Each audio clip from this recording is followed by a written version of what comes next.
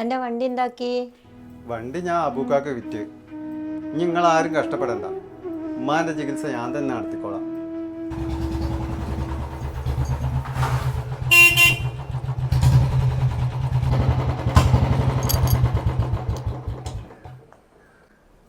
പഠിച്ചോനെ അബൂക്ക, വണ്ടിക്ക് കംപ്ലൈന്റ് ഇല്ല എന്ന് പറഞ്ഞിട്ടല്ലേ ഞാൻ വണ്ടി എടുത്ത്.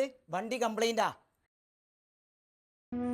പഠിച്ചോനെ അതിൽ നിന്ന് കുറച്ച് പൈസ എടുത്തെങ്കിൽ ഞാൻ മോൻ്റെ ഫീസ് അടിച്ചു പോയല്ലോ.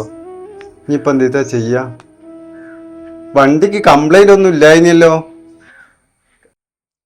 ഇങ്ങോട്ട് വാ, കംപ്ലൈന്റ് ഞാൻ കാട്ടിത്തരാം.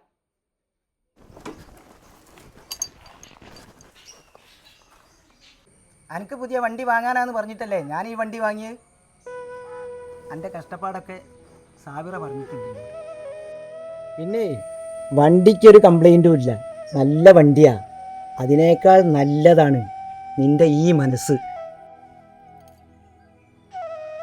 ഉമ്മൻ്റെ ചികിത്സക്ക് വേണ്ടിയല്ലേ, എനിക്ക് പുണ്യം തന്നെ മതി. എന്നാ ഈ ഇത് പിടിക്ക്.